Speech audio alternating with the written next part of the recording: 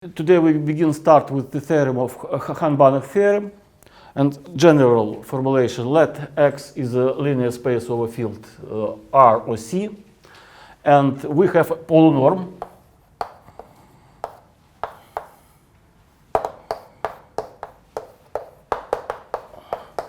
is semi-norm.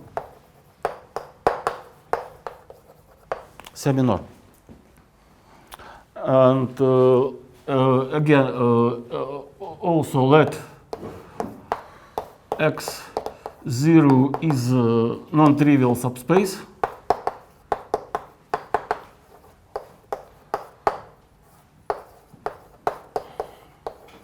And F0 is a linear functional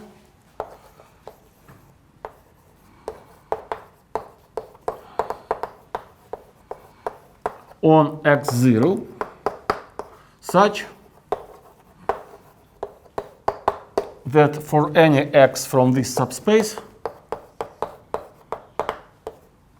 the following condition of subordination is fulfilled. So we say that our functional is subordinate to the semi-norm, but for any X from X0. And then the conclusion of the statement of the theorem, then exist linear functional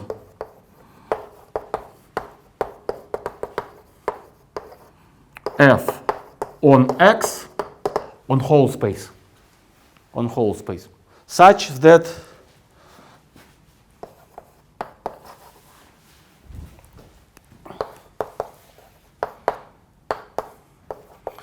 if we reduced it on smaller subspace, it coincides with F0. So it is an extension. It is an extension of F0. And second, for any X from X capital, the condition of subordination preserves.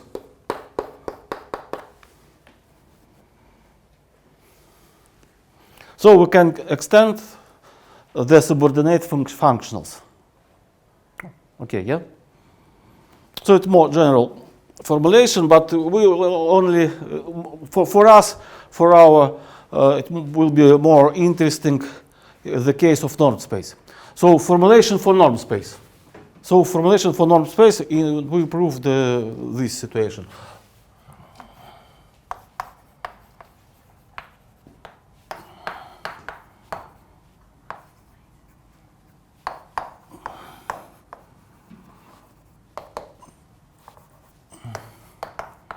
For normed space, let X is norm space, X0 is non-trivial subspace, and F0 is from this space, from dual for X0. So it is bounded functional on subspace. When I write X star, we mean that it is a dual space. It is of bounded or continuous functionals. Question? Yes, the bounded is this is continuous, but it is equivalent. We prove it. This implies that it's linear too. For linear, for linear, yeah. For linear. But this notation is for linear bounded or for. When I write a star, it is linear bounded functionals. So then exists extension of this functional on all space. It is extension such that first, if we reduce on subspace X0, we obtain our previous functional, and second, when we work in norm space, we have a norm of functional, the norm of functional, and it has the same norm. You must understand, if we extend functional and we want to calculate its norm, this norm is supremum on this space, on X0, yes? And this norm is supremum on large space. So if we take supremum from this, it is not less than supremum on this, yes? Not less. It it is possible that it can become larger.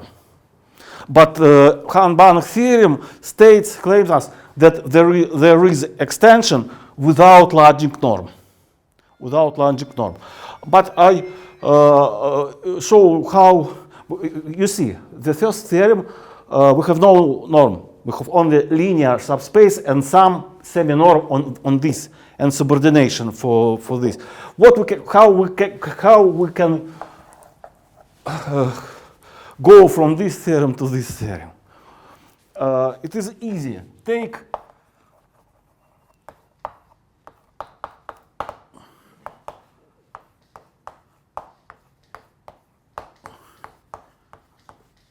this. If we change here this semi-norm by this object, we immediately obtain this theorem. Yes? Because by definition of norm, of course, for any x from x0, we have this property. Yes, because the norm is supremum. This is value on some element, for some element. So using by semi-norm this, and I prove this theorem in this formulation. But for shortness, I will write these letters, but it is just this object because we use the norm of functionals. Okay. For simplicity, I prove it only for separable spaces because I don't work with transfinite induction. In separable space, we can use simple mathematical induction. Okay, so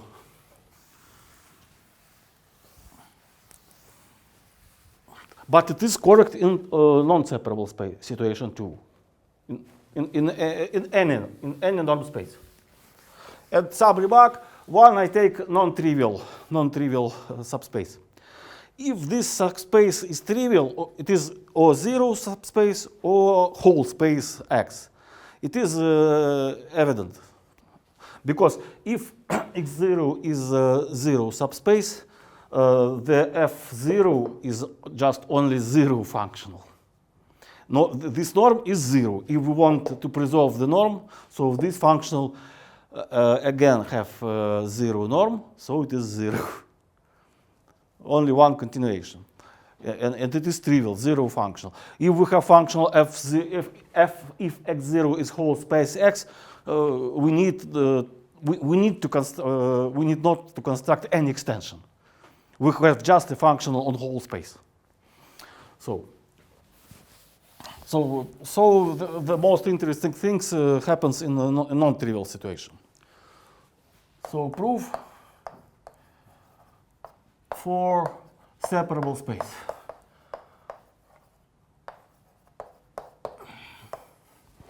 Separable space. First situation, let's consider the situation of real spaces.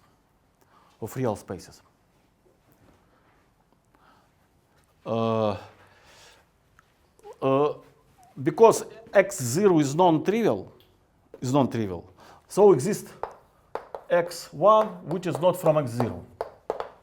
Yes? Consider subspace x1 capital, which is linear span of subspace x0 and element x1. So I remind the triangle brackets is in my notation it is linear span. So it is, we can continue and describe all elements. It's elements x, which looks like x0 plus t x1, where x0 runs all over x0 and t arbitrary real number. So that's a definition of linear span. what is the what I want to do? I want to construct extension on one element. The idea we construct. I take arbitrary element which is not from this subspace. I extend my subspace on one element to the linear space, and we construct functional on. We construct the extension of our functional on one element, and then by induction it is easy to understand. By induction you can construct by step by step. You have a dense countable set, and we do all steps accurate. But I want to describe the idea. So we first we construct the extension on one element. So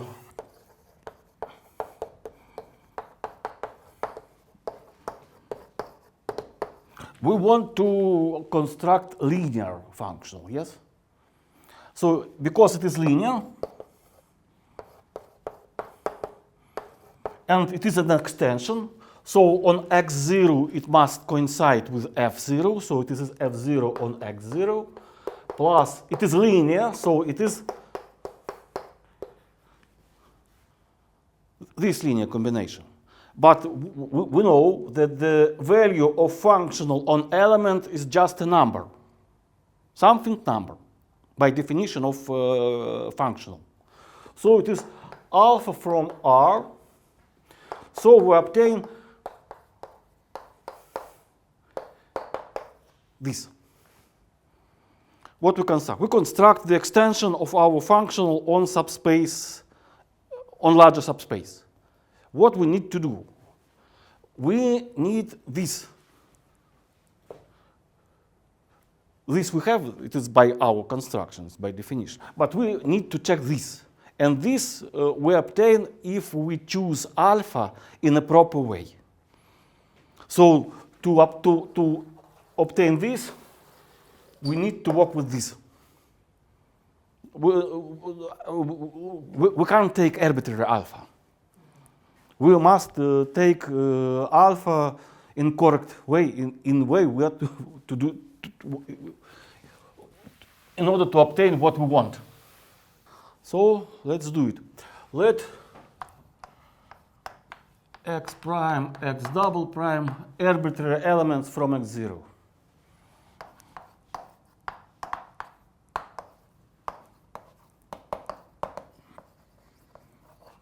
Arbitrary.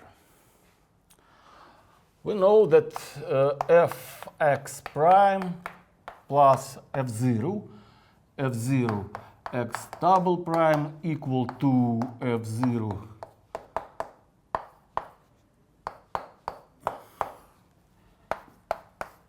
the problem is that f0 can be act only on elements from x0 capital. But we would need to obtain the estimation for x1 small. So use this, and then as maybe it is correct. The unique mistake which can be possible here, maybe it is we need to change signs. But I guess I put it in the correct way. If it is not true, then we check it after.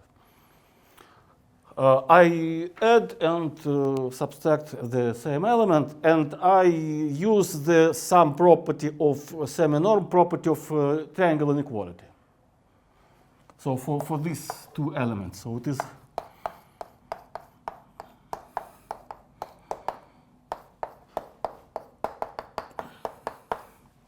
so we obtained some inequality. What we can see? We have these two terms, this term with x prime and this term with x prime, this term with x2 primes, and this is 2 with x2 primes. So recombine this inequality, all terms with x prime on one side, all terms with x2 prime to the other side. So it looks like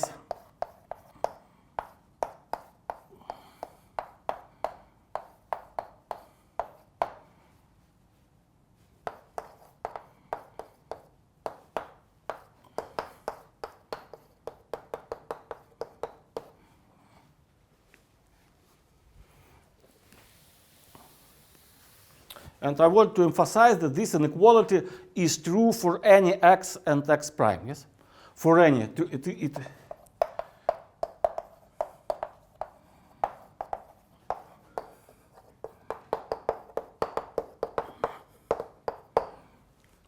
So let's take from the left side supremum.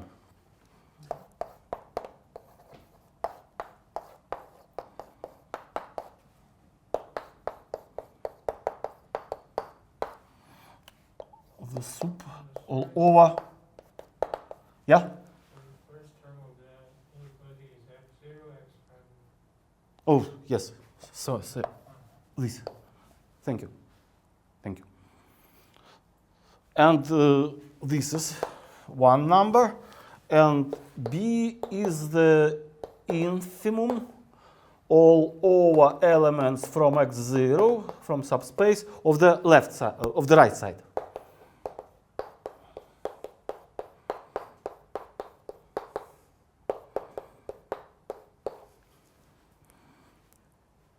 Okay. What you can say about the inequality between A and B capitals? I write the main property. It is true for any. So the same inequality holds. The same inequality holds.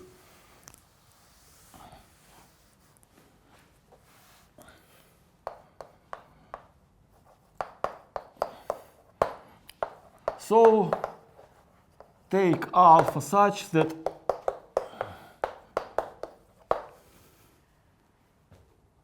I claim that it is sufficient. If we take such alpha, we obtain that our subordination preserves. So check it. Check this.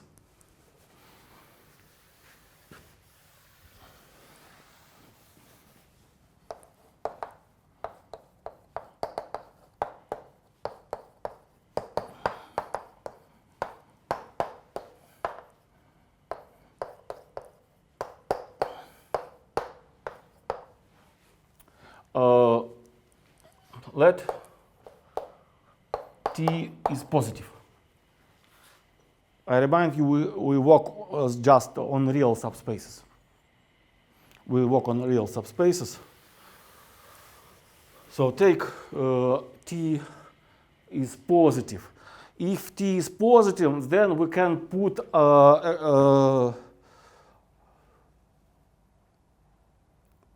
change the alpha on the largest element, on B.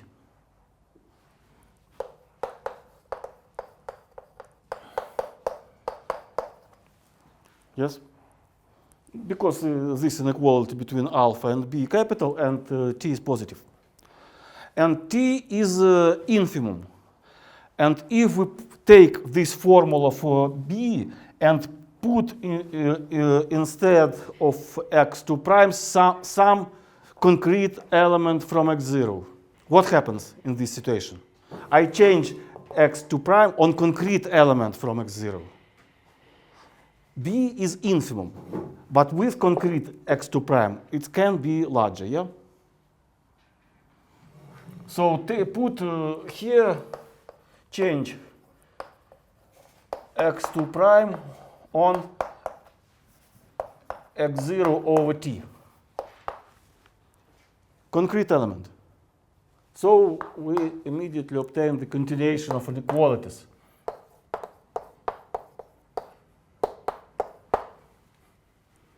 Here is 0 plus T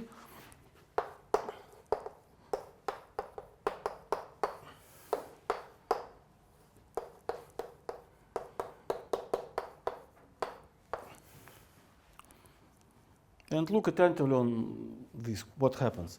F0 is linear functional, so we can put inside functional and take outside all numbers. So put this T inside this argument. We obtain F0 of x0 with sign minus, and here we have plus. So this reduced. Yeah? And P is a semi-norm. Is a semi-norm.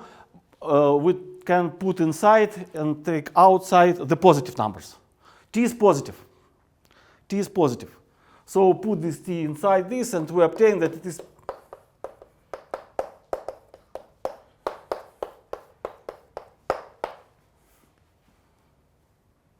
so we obtain one side estimation. One side estimation.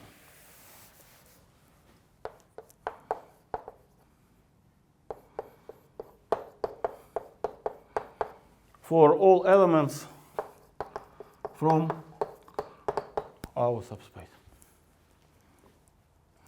But it's easy to understand that for linear functional and semi-norm p, if you have one side estimation, you immediately can write the two side estimations. Two side estimation. It is for all linear functionals which are subordinates for some semi-norm. Why? Because you can write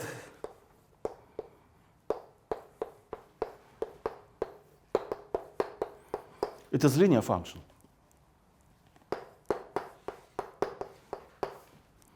But from semi-norm we can take out only positive numbers, the absolute values. So it is just the value of semi-norm on x. Then multiplicate it on -1. And we obtain that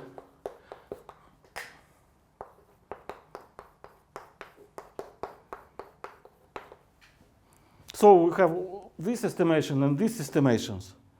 So this plus this is just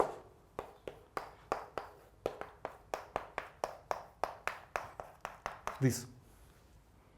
And I remind you that in our notations, the p of x is just this. It's just this object.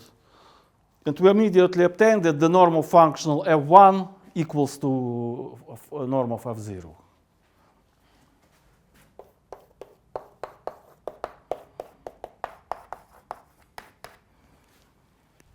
Okay? So that is more difficult part, because after this it is easy to understand what we do.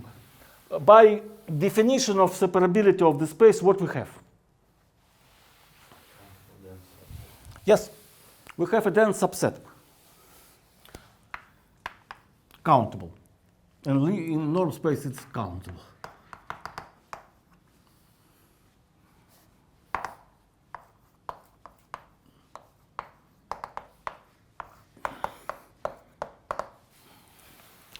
So by first step, we can construct what subspaces?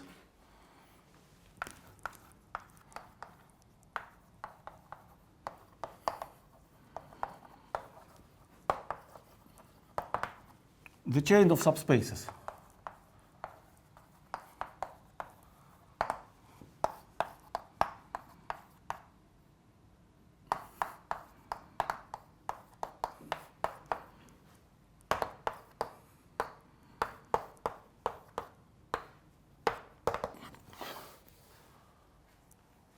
It is clear how we construct. Each step we construct continuation on one element. Yeah? We can construct extension on one element, and without loss of generality, we can assume that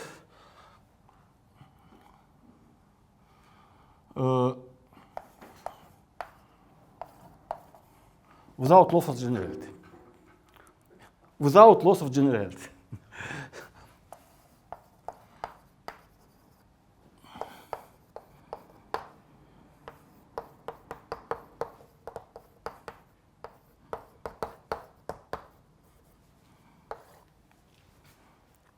Why we can assume it? It is if x1 belongs to x0 capital, we extend to an arbitrary element. But if x1 small is not from x0 capital, we construct extension just on this element and do it on each step. For example, xn small lies in xn capital, we construct extension on arbitrary element. And if xn small is not from xn capital, we construct extension just on this element. Okay? It is clear. So It is, sorry, it is not correct elements. Why you keep silence? They are extended. The larger. The inverse, the inverse inclusion, yes? Sorry.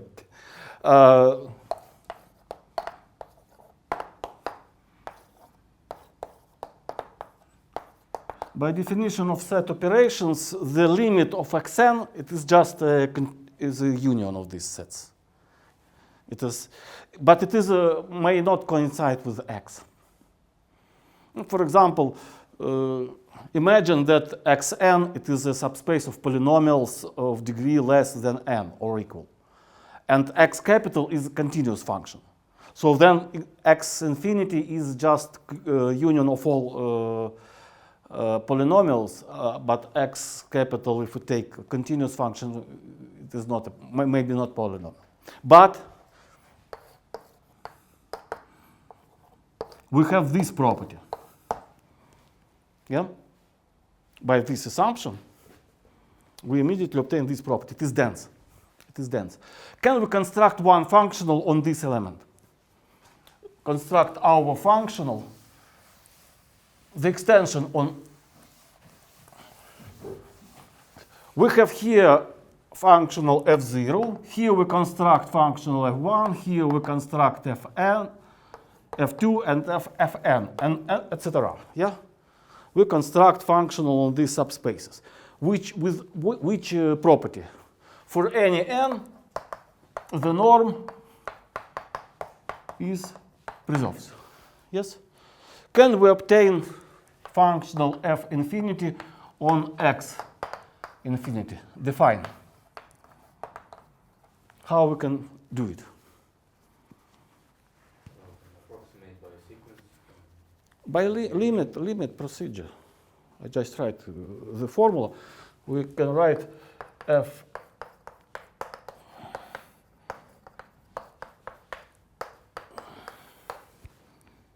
because for any x small, what you can say?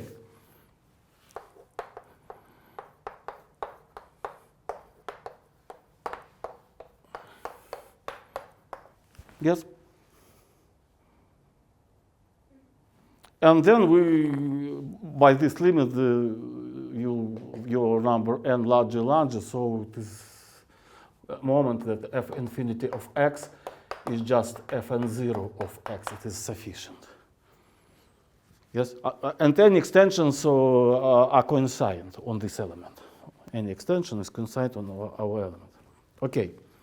And one additional statement, it is easy statement.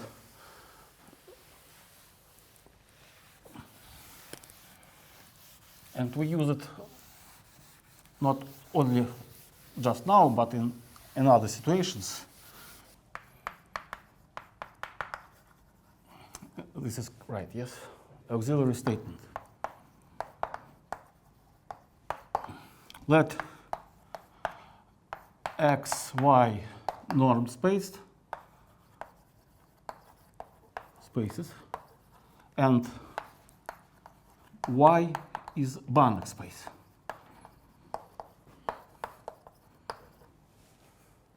Let x0 lies in x non-trivial subspace,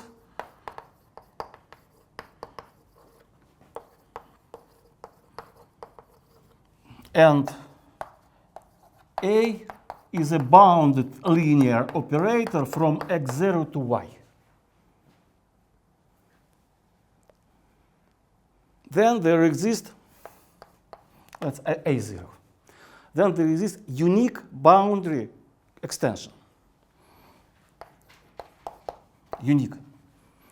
A, which is bounded from x to y, such that the norm of A0 coincide with A, and A reduced on x0 coincide with A0. So compare the difference between this statement and the Hahn-Banach theorem. For functionals, we can take arbitrary subspace X0, arbitrary. But for operators, it is not true. There are counterexamples for operators, that for some non-trivial subspace, you can't construct the extension with preserving norm. But if you work with bounded operators on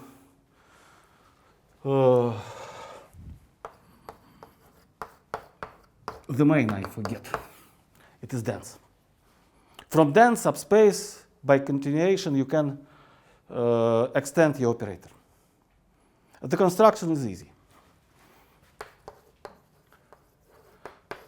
Proof what? Take x from this. It is a real limit point. So there exists xn from x0 such that xn tends to the x. And you won't construct bounded operators. If it is bounded and linear, it is continuous. So we immediately obtain that what you can check.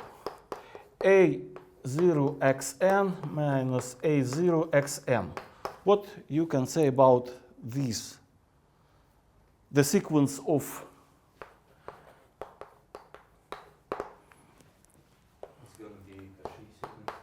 yes, it is a fundamental or Cauchy sequence. Because our operator is bounded, we put this assumption. So this go to the 0, S, N, M, go to infinity. It is a bounded value. So it is fundamental, and we take Y is complete space. So you have a limit. You have a limit.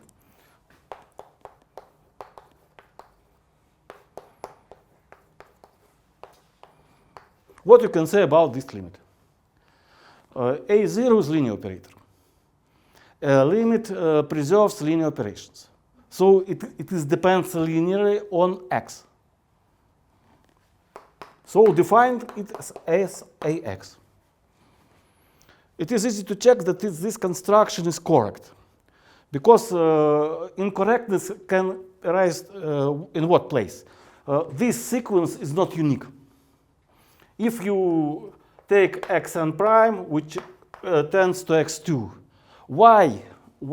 how we can prove that these two limits are the same?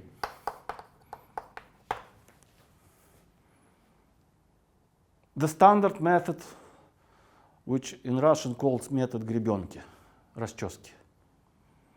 The interlaced method. Yes, you take x1, x1 prime, x2, x2 prime. You construct a new sequence, xn, xn prime. It is go to the x2. It go to the x2, and we check that this is fundamental. So we immediately obtain that the interlaced subsequence a0 x1, a0 x2, x1 prime, etc., a0 xn, a0 xn prime, and so on. It is fundamental.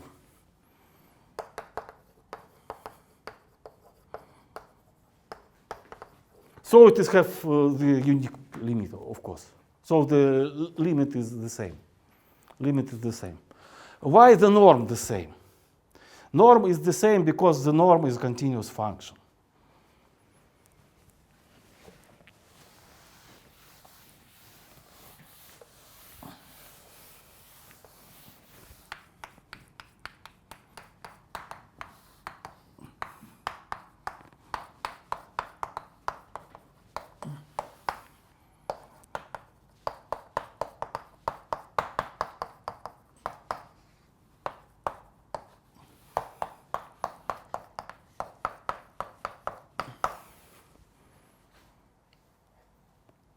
Norm is continuous function, so we can change the limit and norm, and we obtain, is it correct?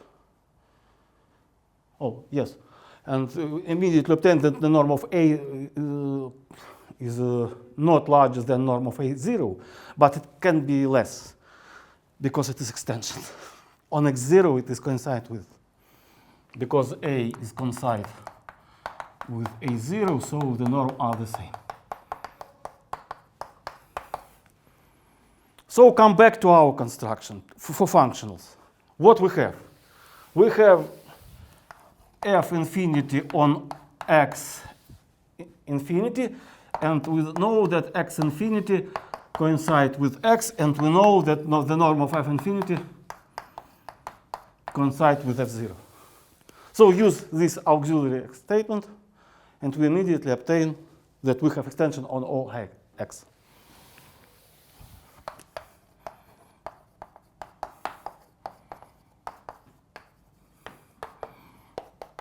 Moreover, from f infinity we have the unique extension. For starting functional f0, it can be not unique. There are different situations. We discussed it on seminar when it is unique continuation or extension, or when it is not unique.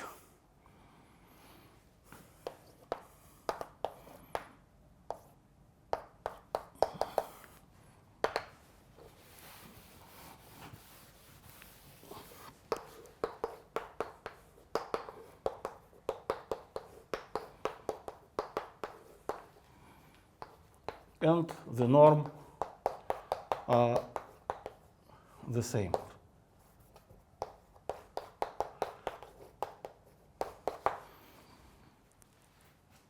So it's clear? Okay. But I remind you that we prove only for real situation. So just work with complex spaces. And I again remind that the theorem is proof is valid not for separable spaces. Not only for separable spaces, but we need to use the transfinite induction. Here I use only just induction, which countable version. So second step, x is complex.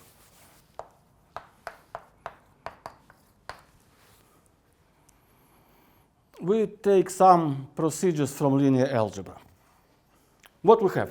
We have x0, f0, and x, and we want to construct the extension for f0 on x. What we do? First we do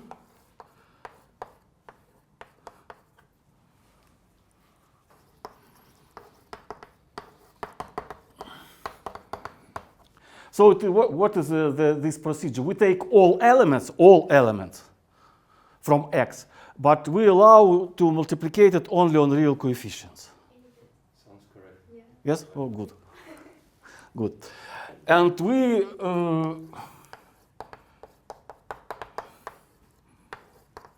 can divide our functional on real and imaginary part. So you can, let's define it f0, phi0, yeah? Phi0, real part. And we have a real functional on real subspace.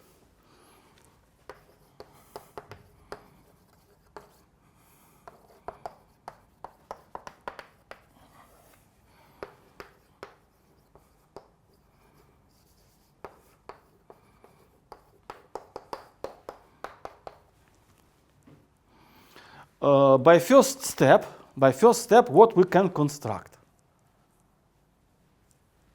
For real numbers, I forget, and you don't ask me, but I remember. I prove, when we prove step 1, I in detail write the situation when t is positive. Why don't ask me what happens if t negative? So I remind you, we have write that f1x equals to f0x0 plus t multiplicated alpha. Yeah, and we have such an equality.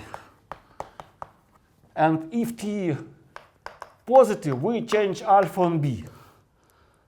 And if t is negative, you change alpha on less number a, and you again obtain this similar things, and x prime you take concrete, I think this minus t, in order to put inside semi-norm the positive number. The same steps as positive, only for these changings. Is it clear? Okay, so it is for the first step. In the first step, I omit this because it is the same. The same. And by step 1,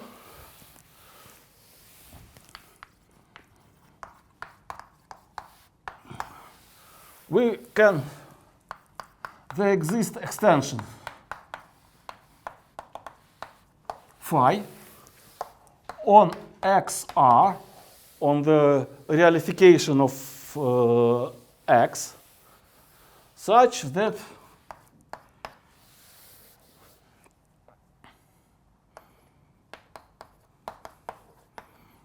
so we can extend the real part of our function.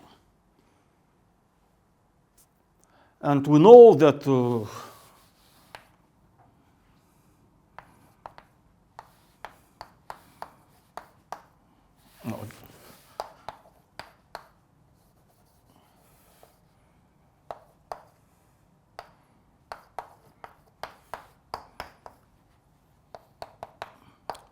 this chain of inequalities are valid, yes? Because real part is not less than whole value, absolute value. And this we have a subordination of our function. We have bounds.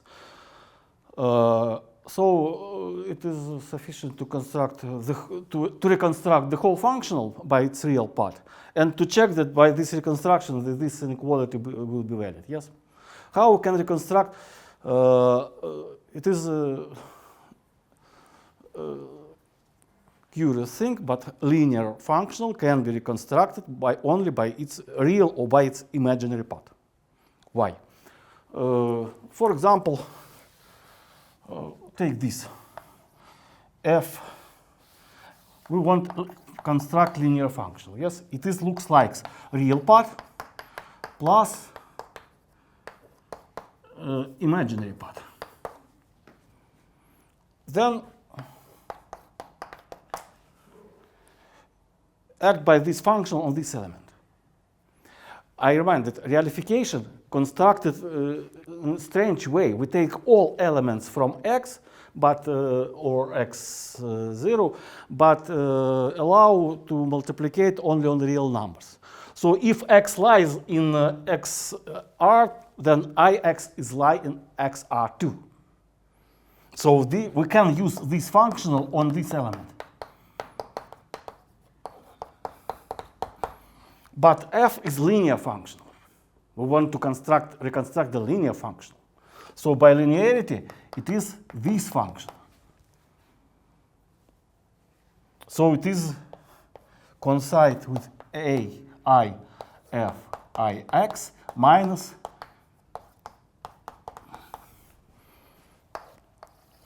compare these two lines. What you can say about the imaginary part of f?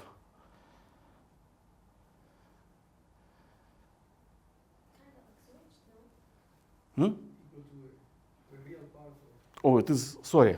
I multiplicate not this. Fx is this line. So to take away x, I imaginary unit from here and take away the imaginary unit from here. Multiply I of this line. So compare these two lines. What is the imaginary part? This is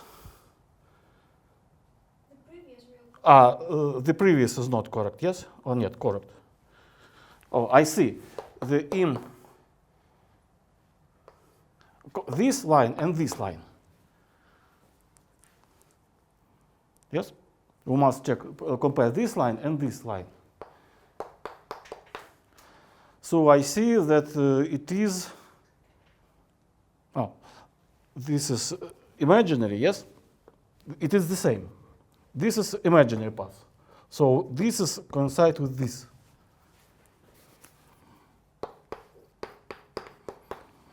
Not this line and this line. See, yeah, this is imaginary part with, and this is just the same. So imaginary part of f of x coincides with the value of our functional phi on ix. So we can reconstruct f as on x as real part minus I phi of ix. So we reconstruct all functional, and only what we need it is to check this inequality for not for f0 but for functional f. For functional f.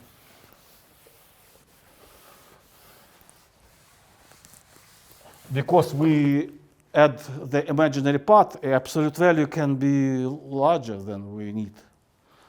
But let f of x equal, write the formula for our functional, the value of functional element x in a polar way, and then consider what you can say about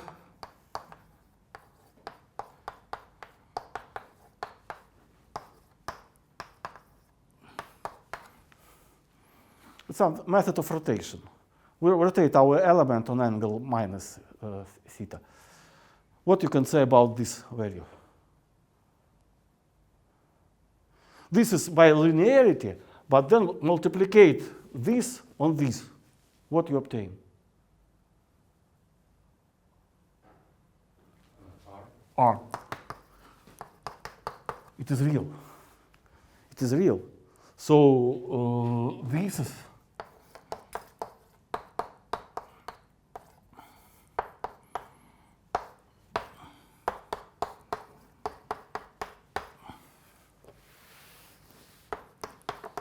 and we know that the real part is subordinates to the semi-norm.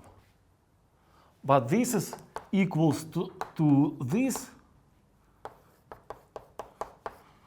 And what we know about the absolute value of imaginary exponent? 1. And go by this chain of equalities and one inequality, and we obtain that our functional is subordinates to the semi-norm too. So it is bounded. So it is bounded. It means that the norm of f coincides with f0 because our semi-norms look like here. So we finished our theorem. Is it clear? But Hahn-Banach theorem is an interesting theorem because the corollaries from this theorem is more important than the theorem. It has a lot of important corollaries. For example, why the theory of dual spaces for norm space is non-trivial. There is examples of topological linear spaces, in which we have no continuous functional except a zero functional. There is example of linear topological spaces where we have no continuous functionals. For example, you can consider this so-called quasi-Banach space for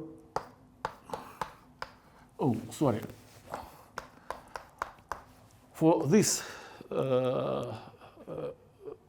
parameter p, and the neighborhood of zero, it is linear space, it's quasi-Banach space. We can consider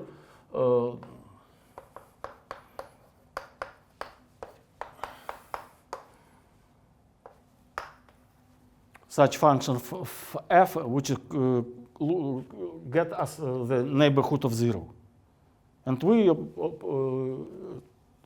obtain this space as topological space.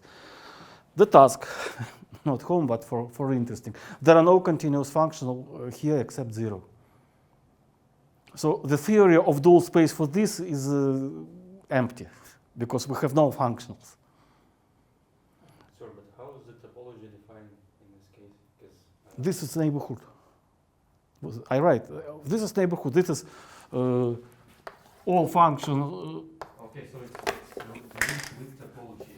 It is ball, open ball with, for this topology. But in norm space happens, we have a lot of functionals that will show this.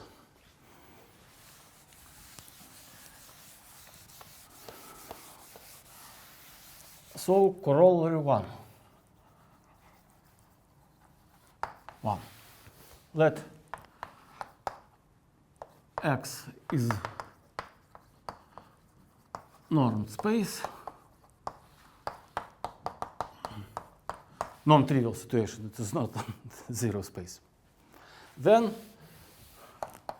for any x which is not zero, there exists functional fx which is from dual space with the properties. The norm of this function equals to 1, and the action of x gives us the norm of x. This property is more important. We have a function which gives on x its norm, x is not 0. By all these assumptions, of course, the norm of f is not 0. Yes? So it is not 0.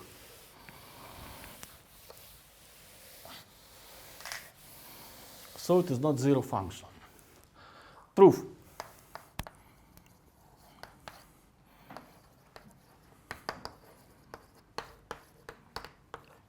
By Hahn-Banach theorem, you construct some subspace, you construct easy functional, and then you extend it. Subspace is very easy. We have element x, so take the line which arises generated by this element. So we take linear span of this element. So it consists of element y's, which looks like alpha x, alpha is some. Consider complex situation. That doesn't matter. And f0 on y is alpha norm x. Alpha outside the norm, so it is a linear function. It is a linear function, and of course we immediately obtain this. Yes? Immediately. But Hahn-Banach theorem allows us to extend only boundary functions. So check the norm of this.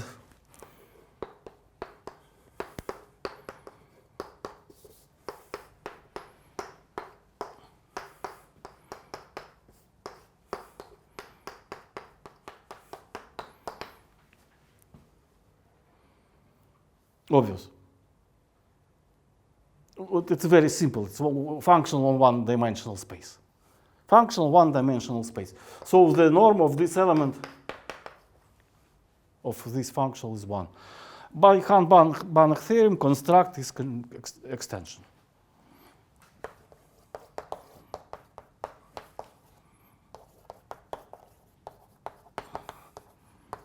Of f0 by Hahn-Banach theorem.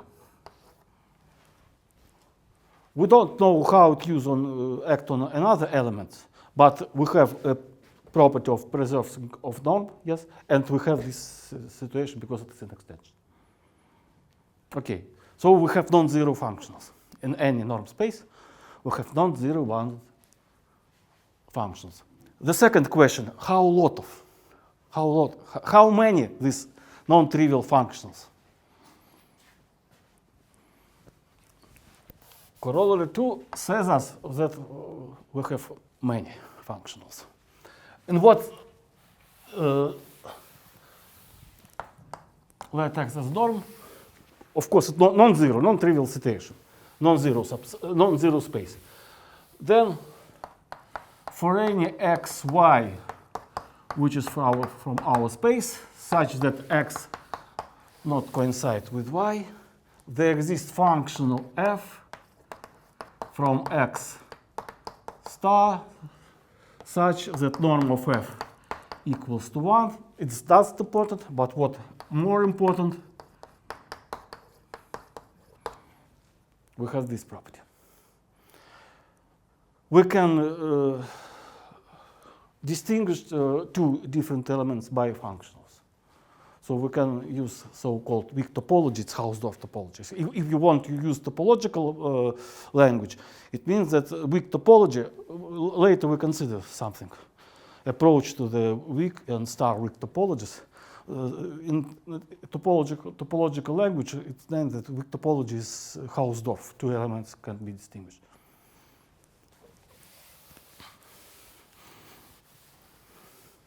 And now, the more important corollary is first corollary. We obtained many things from the first corollary. Proof. Define Z is the difference between X and Y. It is not zero.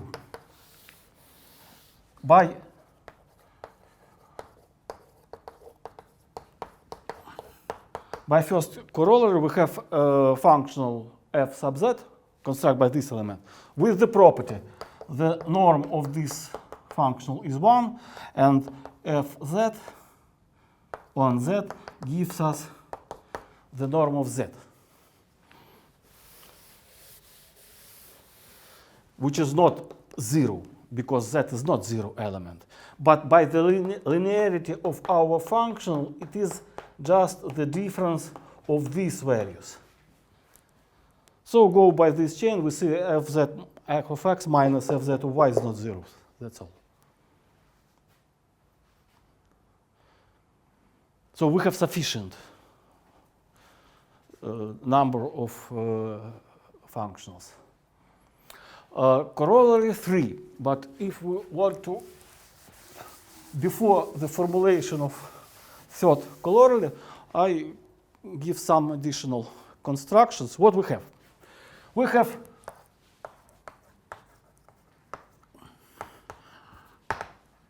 norm space. From this we can construct the first dual space. It is normed and it is complete. We know that all dual spaces are complete. Yes? Then we can construct the second dual space. What we know from the linear algebra. This is the same of x for This is dual for this, and this is dual for this. this is isomorphic. No. Finite dimension, So in finite dimensional, we know if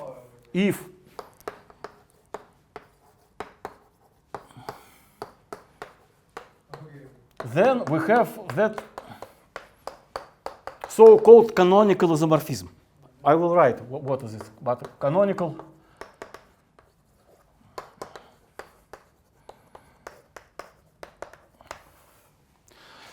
We know, moreover, we know that in finite dimensional situation, this is isomorphic to this space.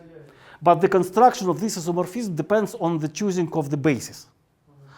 And when we say canonical, it means that we construct isomorphism which is not depends on basis.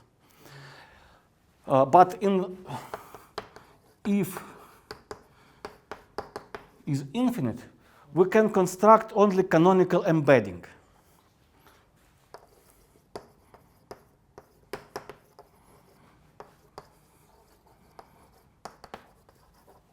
X to the second dual space. What is canonical embedding means?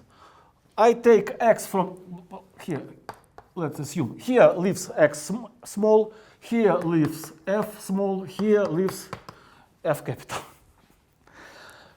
So I need take any X from here and construct some functional from this space, which I take index such as this X. How this rule work? This is definition of canonical embedding. I defined by element X such functional from the second dual space, which acts on functional from the first dual space by this rule. This is the definition of canonical embedding. In finite dimensional situation, it is bijection. In finite dimensional situation, it is bijection between X and F capital X. But in infinite dimensional situation, it is not, cannot be isomorphism 2 minutes later, I show you. If you remember the theorems from the previous lecture, you just can understand that it is not isomorphism in general situation. But corollary 3, canonical embedding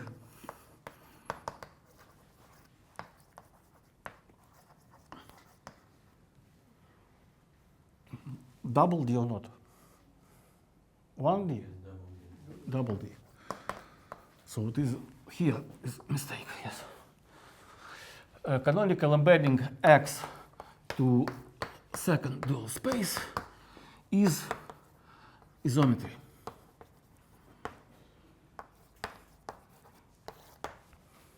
It preserves north.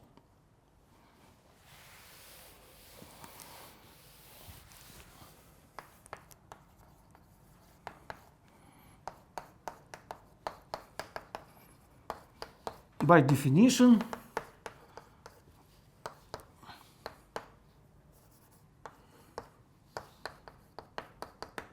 it is this, yes? By definition of canonical embedding, it is just this, supremum. By the multiplication inequality, it is multiplicatory inequality, it is can be estimated by this. Then we take supremum all over functional with the unit norm, and we obtain this. So we conclude that this is less or equal by this. And we have only one place when we have inequality. Only here. Yes? Only here we have inequality.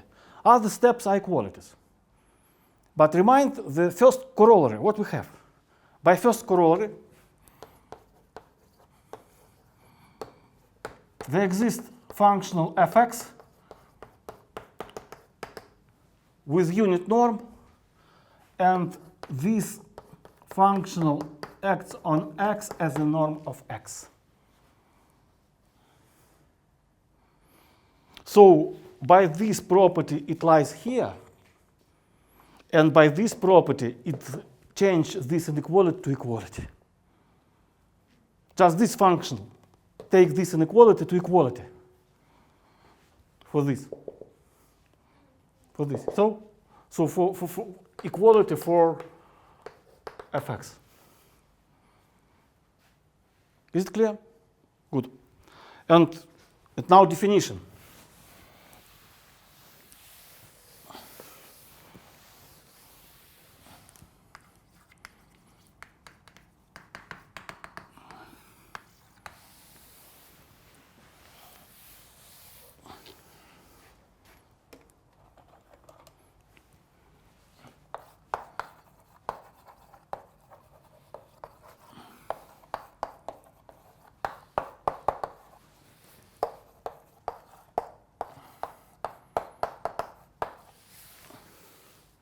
Reflexive spaces. X is a reflexive space if canonical embedding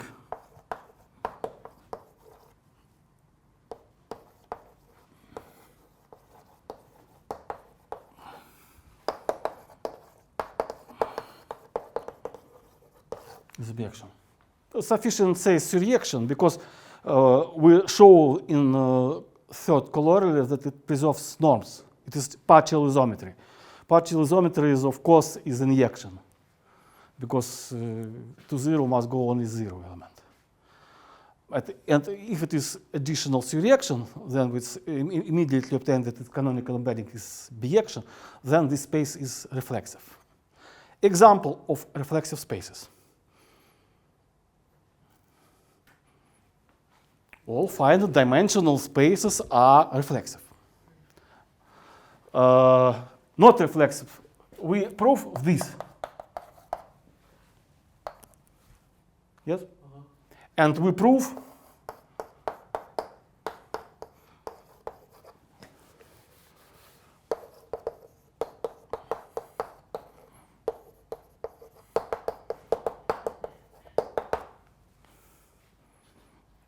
I remind that we immediately obtain that all these spaces are complete automatically because they are dual spaces. And in particular situation, by this formula, we obtain that it is this L infinity by Hölder on equality, by Hölder property. So combine this and this. C0 double star is isomorphic to what space?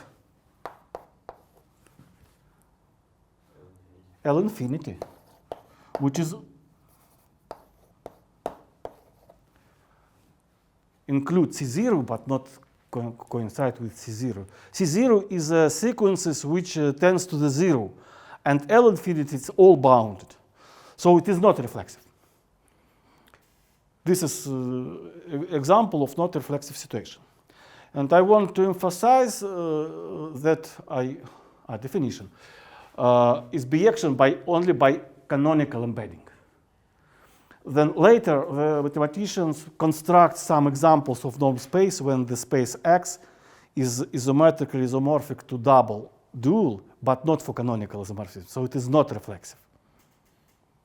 Only by canonical embedding, only by canonical rule. It's not trivial examples, but there exist such examples. And more, something more for this situation. The ends of this set of parameters are bad sets. We can use for this theorem to describe this space. It works only for this. There exists the description of L infinity star. It's something.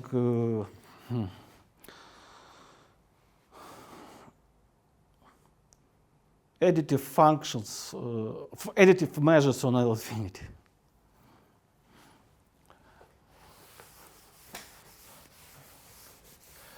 But if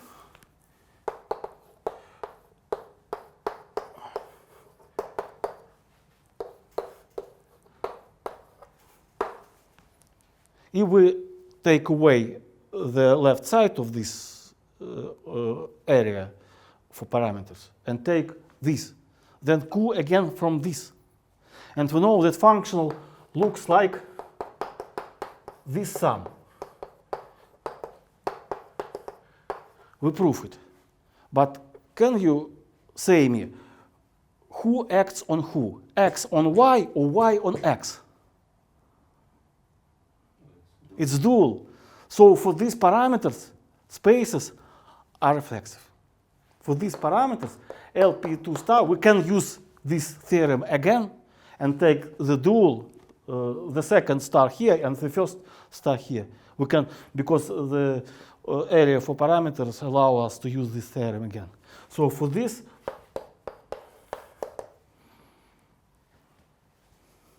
and among all Banach spaces, the reflexive spaces with some properties are nearest to the Hilbert spaces.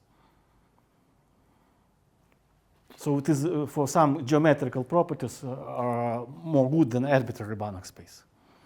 For example, the weak compactness of bounded sets. Reflexive space, if and only if bounded set is precompact in weak topology. Later we discuss what it means, the weak compactness. And the Hilbert space too, but in arbitrary it is not true. For example, in space of continuous function, the bounded, the unit ball is not weak compact. It's not a compact set in a weak topology.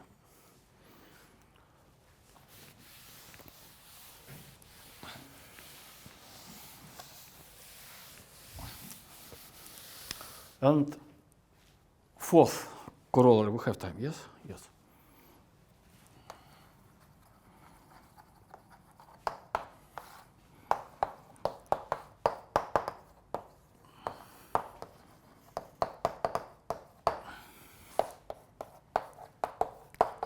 If X is reflexive, then for any linear bounded functional, there exists element x from x capital such that the norm of x equals to 1, and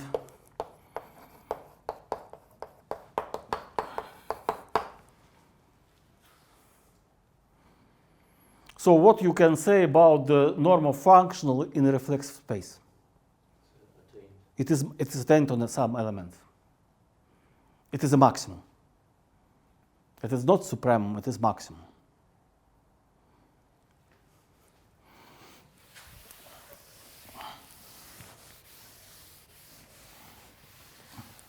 Only first corollary and definition of reflexive space. So that's all.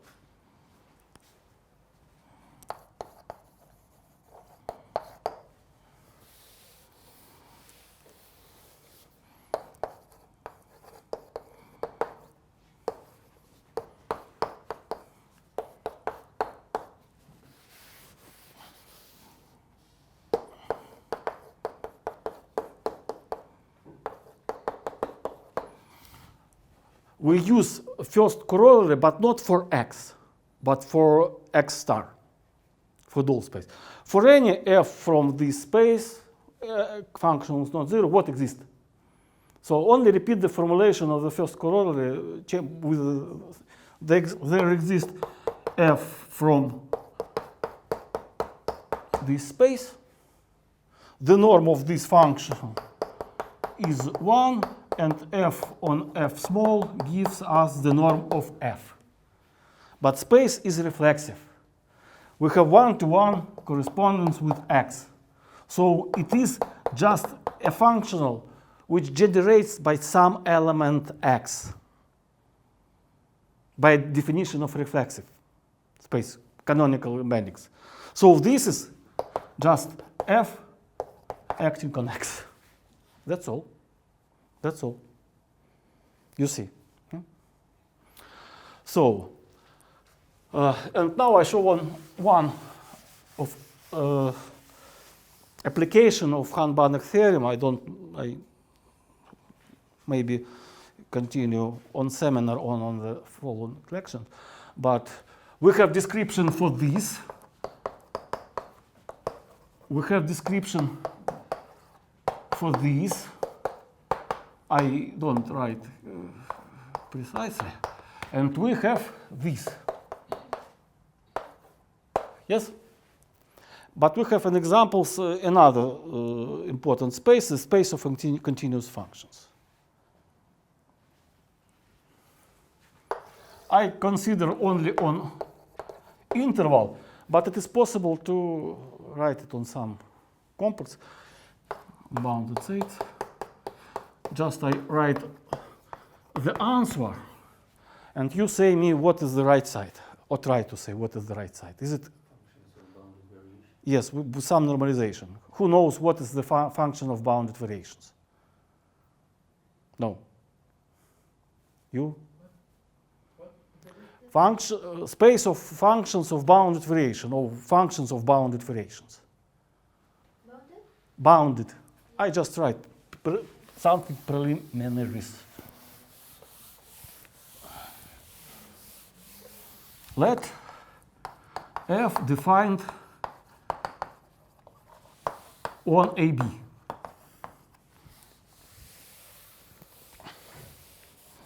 Let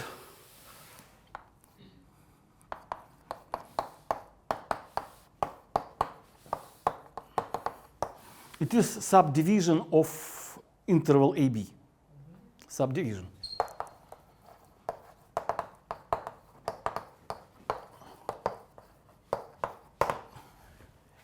A is T0 less than T1. I always take the ends of interval in subdivisions. And we can construct so-called variation on T.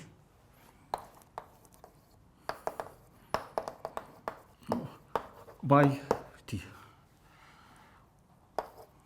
of F. It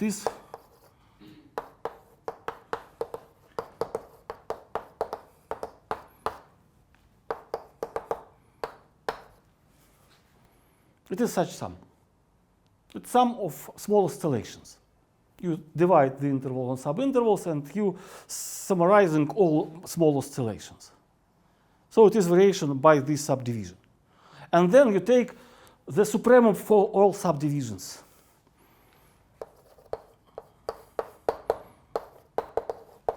It is so-called full variation or complete variation. And we say that function belongs to the space of functions of bounded variations.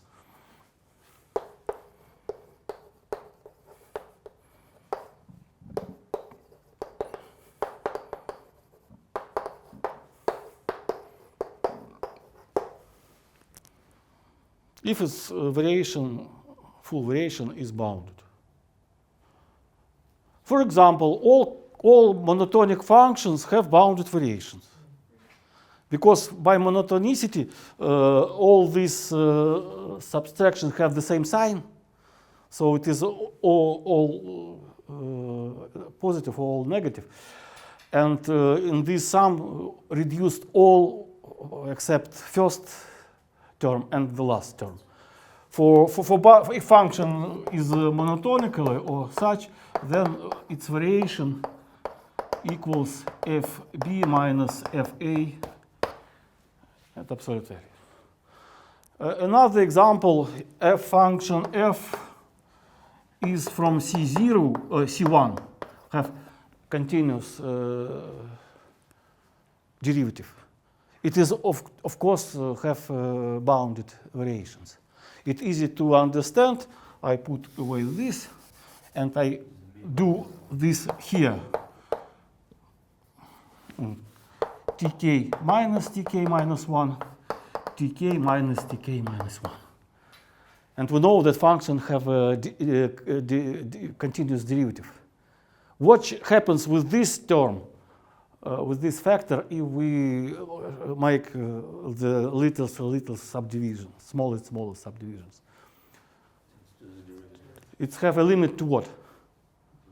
To derivative. And by this multiplication and the summation, it tends to the integral of derivatives. So from function from this class, the full variation is integral of derivatives. And what means BV0? BV0 is just additional normalization of function from space BV. The space BV, shorter, functions of bounded variations. Notation BV, AB. It is normed space. It is normed space. It is not separable. It's complete because it's because BV0 is dual space. But the variation is not norm. It is semi-norm. The variation of constants is 0, but constants may be not 0. So the norm in this space is, for example, full variation of function plus, for example, the value, the absolute value of the function in one point. For simplicity, take a, but you can take any point. This is standard norm in functions of bounded variations. And what has been BV0? I changed the letters. It is function g from with bounded variations, but g of a x equals to 0, and for any x interior point, functions can, for example, continuous, left continuous, one side continuous. You can take only, for example, right, half continuity, but I take left. Why we need? We want to construct isomorphism. And what means isomorphism? The theorem. It's a theorem.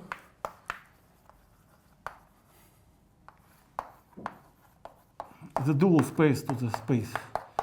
It is, and again, it is isometrical isomorphism. Isometric isomorphism. For any functional from here, one-to-one correspondence function from here, and G on F acts by Riemann-Stieltjes integral. Integral Riemann-Stieltjes. Continuous functions, but is it clear what it means? The Riemann-Stieltjes construction. The silence. Or it's clear for anybody or not clear? No, basically it's like the Riemann integral, but instead of the simple measure of the integral, we take the difference of the function. Yes, we change it in sums f tk, g tk minus g tk minus 1. Only these sums we take. Integral sums. But we change this, the length of the interval. It's not a measure, it's the length. I have a question. Yeah. Can we, for the space BV0, can we substitute the space of signed measures with... Yes. It is equivalent formulations. You can change this object dg on. It is. We know that all functions of bounded variation can be presented as difference of two increasing functions. And increasing functions continuous to the left generates the sigma additive measure. So it is a signed measure, sigma additive. Unsigned measure. It can be with plus, with minus. Moreover, you can consider complex valued measures. It doesn't matter. So complex valued measures is the linear combinations of the four real measures, which are positive. But in this, yes, you're right. You can write the mu. Yeah, yes.